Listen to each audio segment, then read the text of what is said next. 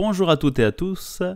J'ai le plaisir pour ce 22e épisode de recevoir Véronique Boursier. Bonjour Véronique, comment vas-tu? Bonjour Joël, ça va très bien. Merci et toi? Écoute, ravi de t'avoir pour ce deuxième épisode de la deuxième saison. Donc pour cette série que vous connaissez intitulée Entrepreneurs francophones et francophiles d'Allemagne et d'ailleurs, nous nous attachons à découvrir les différentes facettes, parcours de créateurs d'entreprises et de projets par un échange convivial. Aujourd'hui, Véronique, tu connais le principe, commençons par le début, peux-tu te présenter brièvement? Bien sûr. Je suis originaire de la Mayenne. Je suis arrivée en Allemagne en 2006 après des études de statistique en Angleterre, où j'avais appris un langage de programmation, le langage SAS, et j'ai travaillé pendant 10 ans avec ce langage SAS dans l'industrie pharmaceutique avant de me mettre à mon compte en 2017. Super, donc le SAS pour les gens comme moi dans le médical, on va faire de la vulgarisation, Statistical Analysis Software. Explique-nous un peu ce qui se cache derrière cet acronyme, mais un peu inconnu. Alors le SAS, donc c'est un langage de programmation qui permet de gérer des bases de données et de faire du reporting statistique. C'est juste un langage qui a été développé dans 1966, le début du projet, la société date de 1976 Mhm. qui est implanté et les personnes qui parlent d'IA ou d'intelligence artificielle ou de réseaux neuraux, ou machine learning ou data mining Ok. peuvent potentiellement utiliser ce langage-là. Donc tu as dit que tu t'es mis à ton compte. Qu'est-ce qui t'a poussé à quitter ton poste et créer ton activité? Alors moi, j'avais pas prévu forcément d'être salariée. Quand j'ai fini les études, je ne savais pas ce que j'allais faire. Du coup, j'avais pas prévu de passer 40 ans j'étais restée sur l'optique de garder un logement modeste, de mettre de l'argent de côté pour pouvoir quitter mon travail à tout moment. Mhm. En tant que salariée, j'avais un blog déjà sur la programmation SAS Mhm. et j'écrivais le soir ce que j'avais appris en journée. Et puis au bout de 10 ans, j'ai décidé de quitter Ok. parce que j'ai fait peut-être un peu le tour. J'avais peut-être besoin aussi d'avoir quelque chose, de continuer à apprendre des choses qui pourraient me resservir dans la vie. Mhm. Et puis également, l'entrepreneuriat, c'est quand même bien pratique pour se challenger. Voilà, Donc j'ai décidé, j'ai dit une décision, c'est d'abord poser une date. Alors j'ai fixé une date et puis 6 mois après, j'étais partie. tu t'étais posé avant 2016, tu t'es dit je finis l'encours, j'ai mon, comment on appelle ça, mon capital de réserve, on appelle ça une réserve de secours, en se disant bon, si je peux vivre sur mes économies. Et donc tu as posé ta démission et tu es parti sur tes projets de formation, c'est ça, hein? Voilà, c'est ça. J'ai pris ma décision en janvier. Le projet devait finir 2016. en avril. Et puis ma démission, du coup, avec les 3 mois de décalage, Mhm. je suis restée jusqu'en juin. Donc ça c'était en 2015, hein, et En 2016, hein, c'était en 2016. Ah 2016. d'accord. Et la 2016, société, l'année la l'année de société, transition pour toi. c'est ça. Ok. Donc 2016, ton année de transition. Je, je suis pas mal les entrepreneurs, puisque moi-même j'avais fait quelques essais. Et je pense on s'est mis en contact, enfin j'étais en contact avec toi par un groupe Facebook, puisque recherche d'informations un peu partout sur Internet. Et je suis tombé sur le groupe Facebook Entrepreneurs Mobiles d'Europe. Et en fait, c'est toi qui es derrière ce groupe. J'aimerais un peu qu'on aborde l'idée, comment est venue cette idée?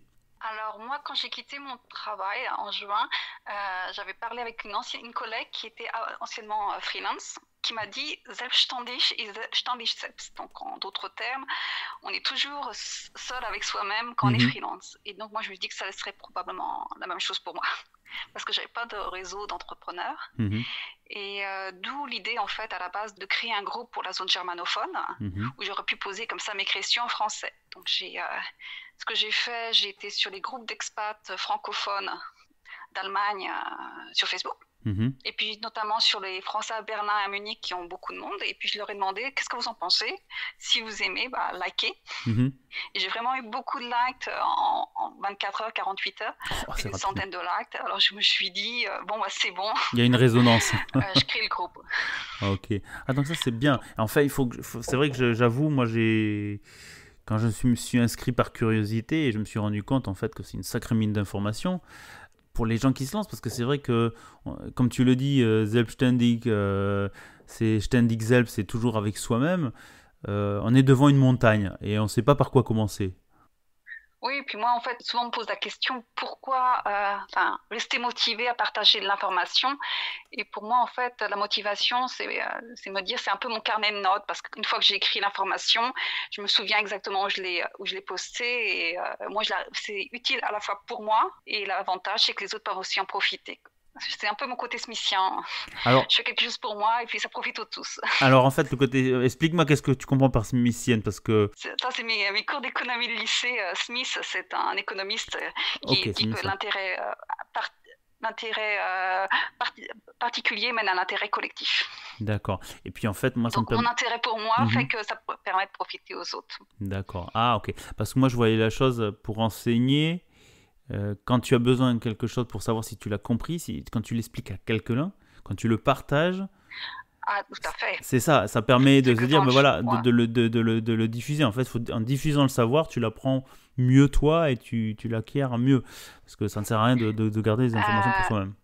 oui, sauf que là, en fait, sur le groupe Facebook, il y a beaucoup de choses. C'est de l'information plus sous forme de liens. Il n'y a Mhm. pas forcément de reformulation. Mhm. À la différence, par exemple, de mon blog que j'avais au début de ma carrière, Mhm. où là, je reformulais vraiment ce que j'avais appris en journée, avec des exemples, etc., où là, c'était vraiment une forme d'apprentissage. Ici, c'est plus, en fait, se mettre des petites ampoules un petit peu partout Mhm.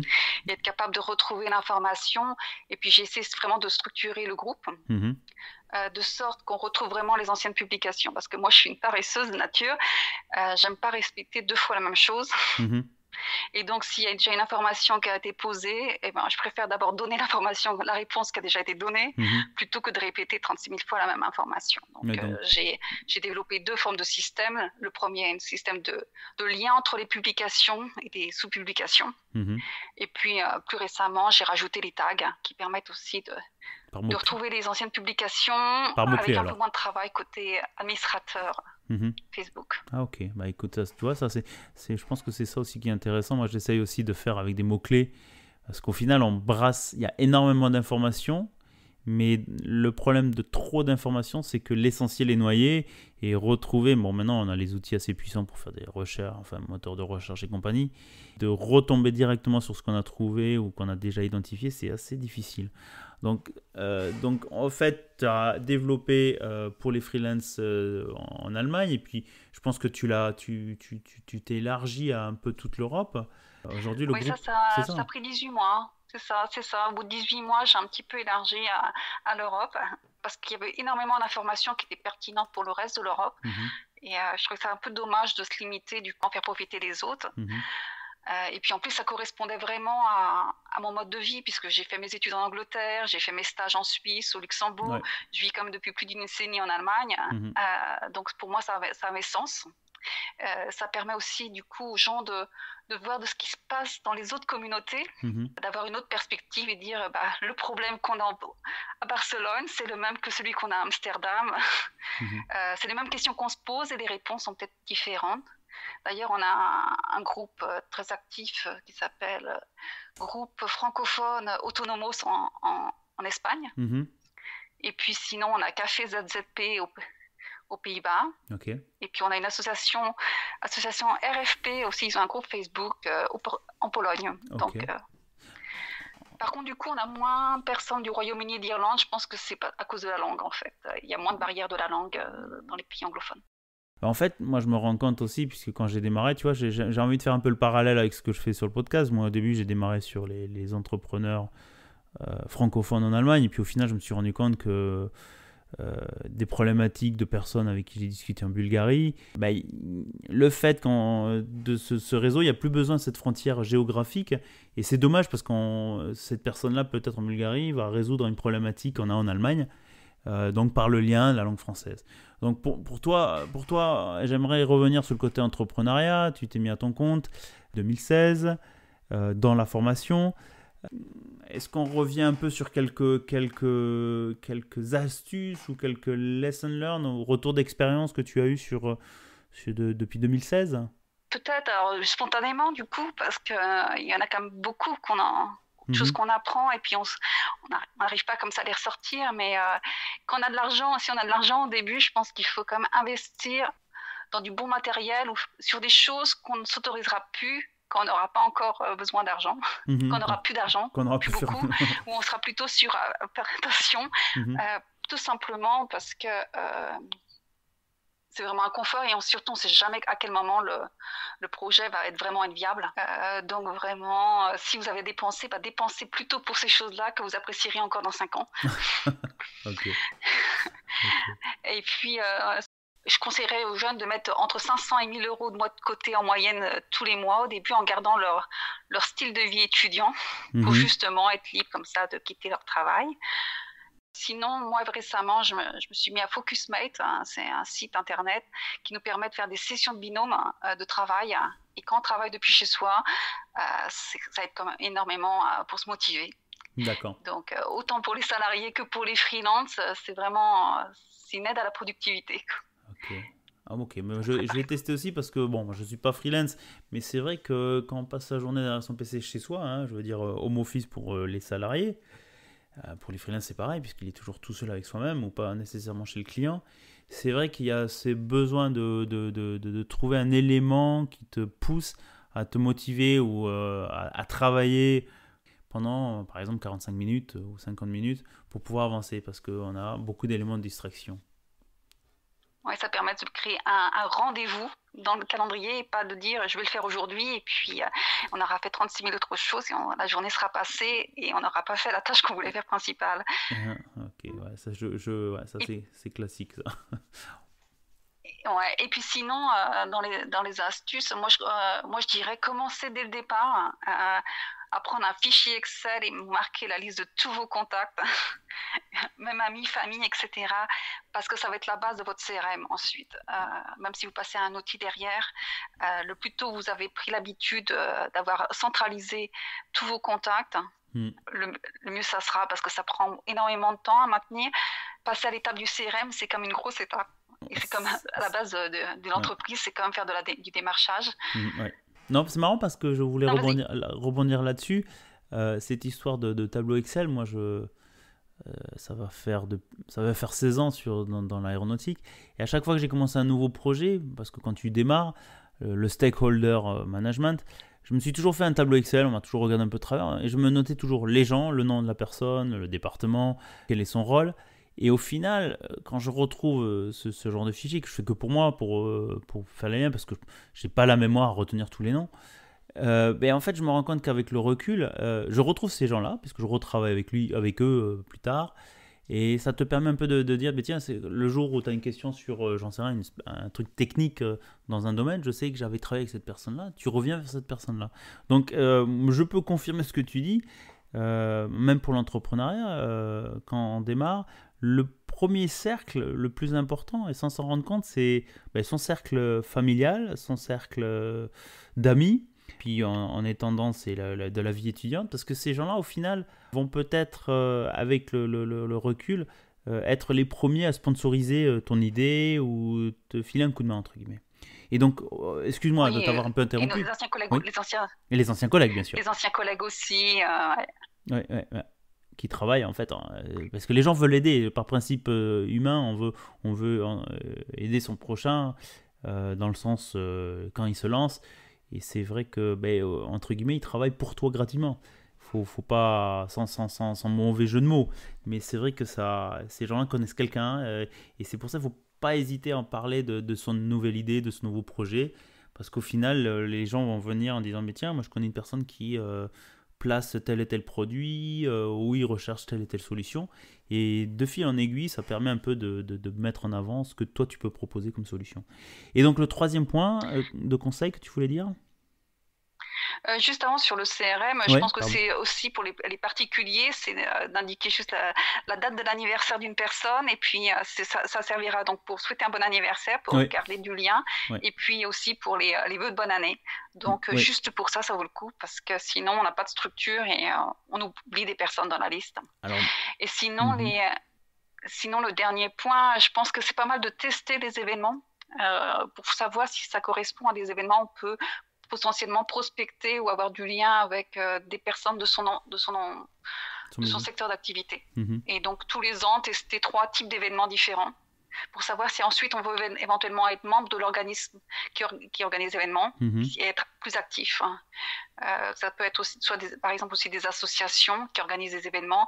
Puis au début, on est juste membre, et puis ensuite, si on voit que ça se passe bien, si l'ambiance est bonne, Mhm. on peut proposer aussi d'être plus acteur, et plus on est acteur, plus on est visible. Oui, mais c'est marrant parce que ton histoire, je veux rebondir sur le CRM. Euh, Moi, ça fait depuis 2007, pour pas les citer, LinkedIn, Noxing. Bon, je l'utilisais au début comme un CRM, c'est-à-dire pour garder la trace des gens, un carnet d'adresses. Parce que à force de mettre sur un tableau Excel, les gens évoluent en poste. Et à chaque fois, je leur disais, voilà, moi je veux garder en connexion avec ces gens-là. Bon, bien sûr, ça te permet d'actualiser. Puis l'outil travaille pour toi. LinkedIn va te rappeler les anniversaires, bon, ou Facebook, ou dire, tiens, c'est l'anniversaire. Et je pense qu'il faut l'utiliser. Les gens l'oublient un peu, ils oublient les anniversaires. Même ça permet un peu de faire un reminder à soi-même, de se dire, bah, tiens, ça fait longtemps que j'ai pas discuté avec telle personne. Tu lui souhaites un bon anniversaire et puis tu te renseignes de comment ça évolue. Parce que la personne va être plus réceptive. Je pense que tu confirmes dans ce sens-là, non? Ah oui, bah, quelqu'un à qui tu as travaillé il y a 10 ans et qui pense à te souhaiter tous les ans un bon anniversaire, bah, ça touche forcément la personne, hein. Exactement, plus réceptif.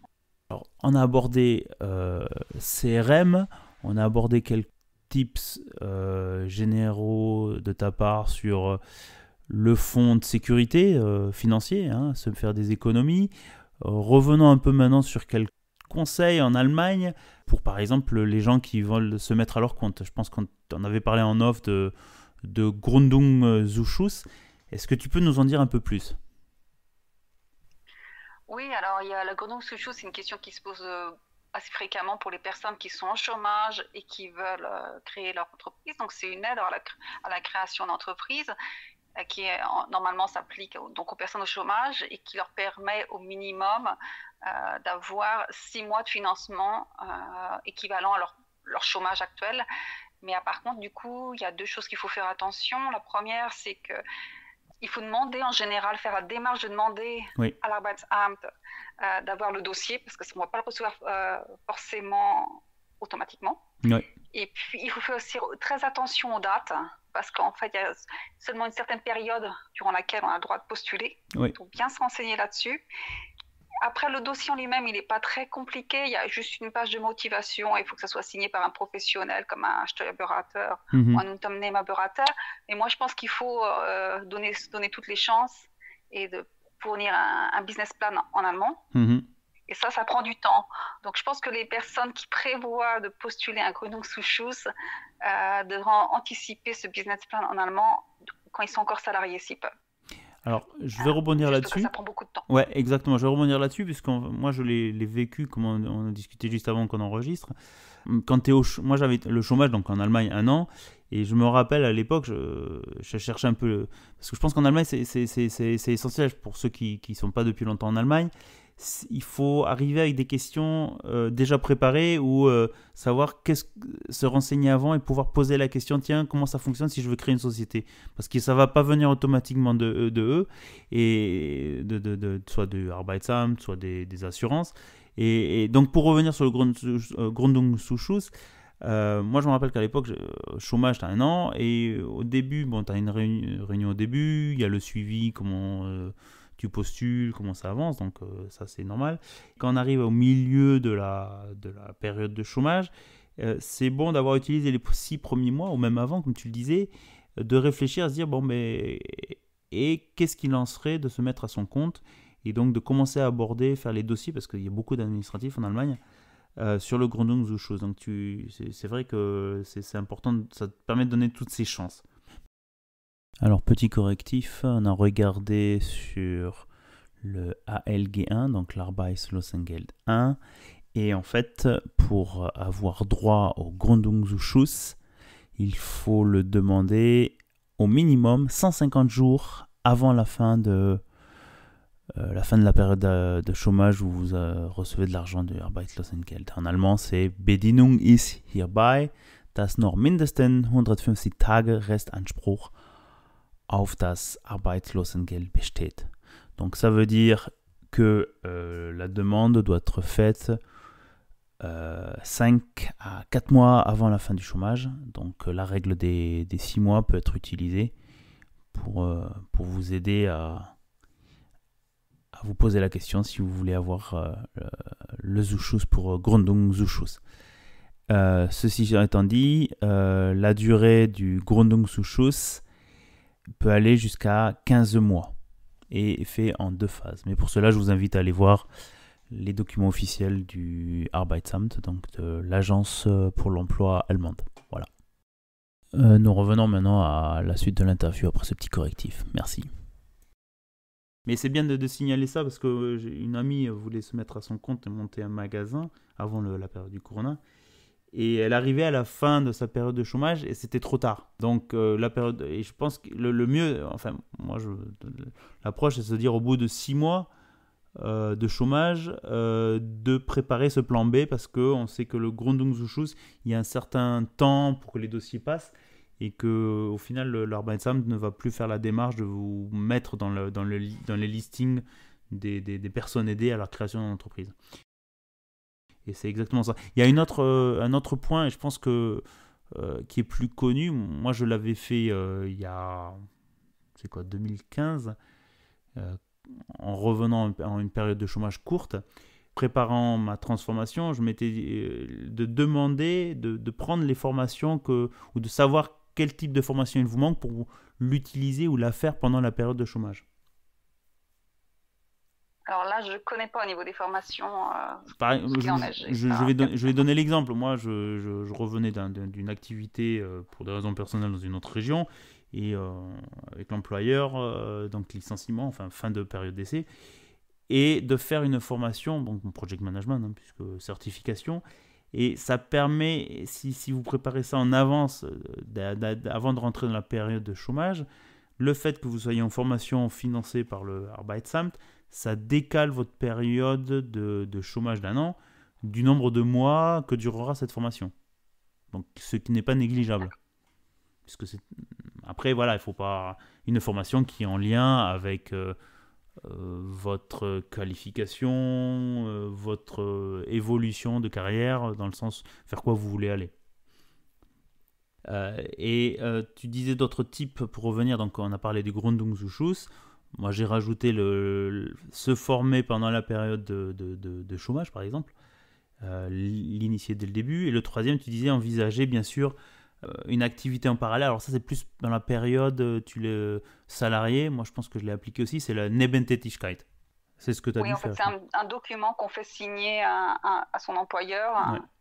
Qui donne l'accord d'avoir une activité en parallèle de son travail salarié. Ouais. Et donc, ça permet du coup de balancer un petit peu le risque. Et surtout, tant qu'on est salarié, que le revenu du salariat est le plus important, c'est l'employeur qui continue à payer la sécurité sociale. Ouais. Et c'est pas négligeable quand on est indépendant de faire cette économie-là. Donc, ça peut être aussi une solution intéressante pour mettre tranquillement le pied dans l'entrepreneuriat. Je pense que je peux te confirmer ça parce que je l'avais fait dans le passé pour certains auditeurs qui me connaissent sur Hambourg. J'avais fait cette Nebentätigkeit dans le vin. Voilà, c'était juste un petit clin d'œil. Et c'est vrai que d'entrée, il est important de documenter ça avec ton employeur, dans le sens clause de non-concurrence. En étant consultant, je ne pouvais pas faire du consulting ou faire de la formation consulting. Limité dans le temps, c'est-à-dire, moi je me rappelle à l'époque, c'était 5 heures de mon travail, enfin maximum 5 heures de Nebentätigkeit par semaine, pour ne pas empiéter sur, on va dire, la performance de ton travail, dans ton Hauptberuf, donc ton activité de salariat. Et c'est vrai que, comme tu le dis, ça permet de tester son idée ou son projet, et de préparer peut-être l'après s'il y a la transformation en se disant voilà, c'est une Nebentätigkeit, rapporte plus, ou c'est ce que je veux faire, j'ai investi mon temps, et de se mettre à son compte. Donc, voilà. Autre chose à rajouter, Moi, j'ai Véronique? pas fait. Tu l'as pas fait, ok. Donc on avait parlé de Grundzuschuss, de Nebentätigkeit. Maintenant, cette période un peu particulière, se former. Je pense que beaucoup de gens se sont mis à former. Toi qui es dans cette thématique, est-ce que tu peux, puisque en fait c'est ton activité maintenant à ton compte, dans la formation, est-ce que tu peux nous dire plus exactement dans quel domaine tu agis? Oui, alors bon, moi donc je suis toujours avec le langage SAS, hein, ce langage qui m'accompagne comme depuis près de 20 ans, parce que j'ai commencé au moment de mes études, Mhm, et donc j'ai choisi ce mode de formation en ligne. mhm, Alors moi je travaille à la fois sur du contenu imprimé pour que les gens puissent vraiment travailler, noter quelque chose de concret, pas en de ligne, physique. et en même temps avec des vidéos que les gens peuvent regarder, mais toujours, moi c'est un choix personnel, j'aime bien les vidéos courtes pour que les Mhm, gens puissent repérer de l'information de manière précise, mhm, et je propose avec eux, j'ai des clients aussi, des sessions en one-to-one, mhm. ça leur permet justement de travailler point par point, et ça c'est vraiment très sympa. On peut on travaille, mais en même temps, on s'amuse et c'est vraiment très agréable. Et puis, j'ai aussi choisi de faire des programmes d'envoi d'exercices par email. Donc là, je crois que je suis assez innovante dans le domaine parce que je ne connais pas d'autres programmes qui existent comme ça par email. Et donc, à chaque fois, la thématique, c'est la programmation SaaS. Donc, les gens apprennent à programmer.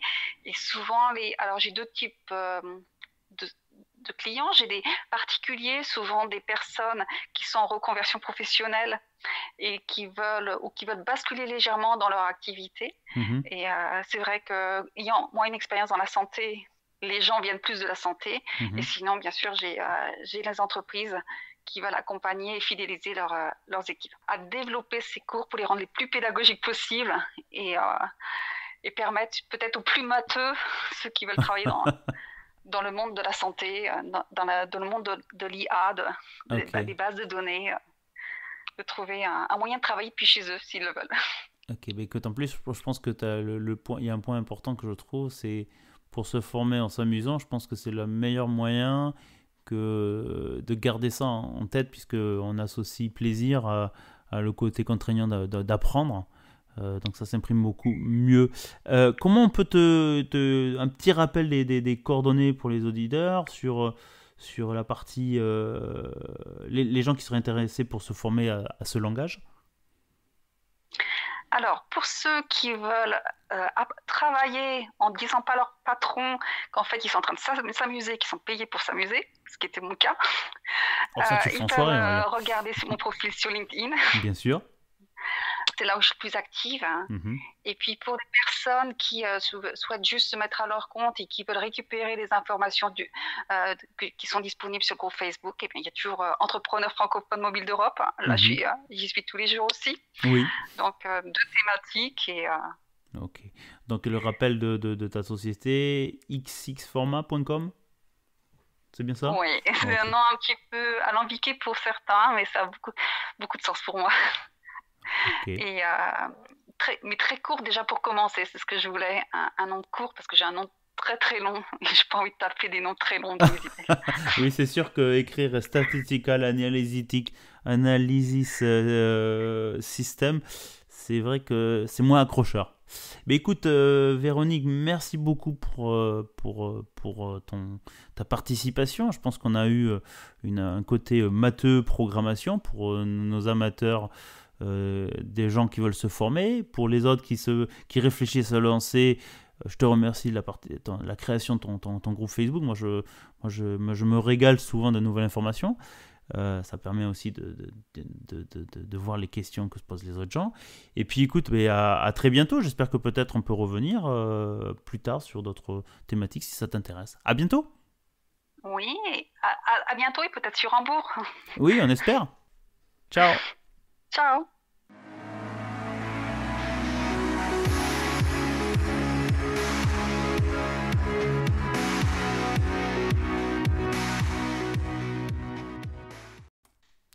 Eh bien, chères auditrices et chers auditeurs, j'espère que comme moi, vous avez pu apprendre beaucoup sur les différentes thématiques que nous a présentées Véronique, la programmation SAS, les conseils aux entrepreneurs et les différents groupes d'entraide d'entrepreneurs sur Facebook. La semaine prochaine, nous retournons à Hambourg sur un tout autre sujet. Nous allons parler d'une douceur typique française, le macaron, avec Anne Nam de Gavroche Macaron, et bien sûr son aventure entrepreneuriale. Je vous en dis pas plus, à mercredi prochain, 18h, sur vos plateformes préférées.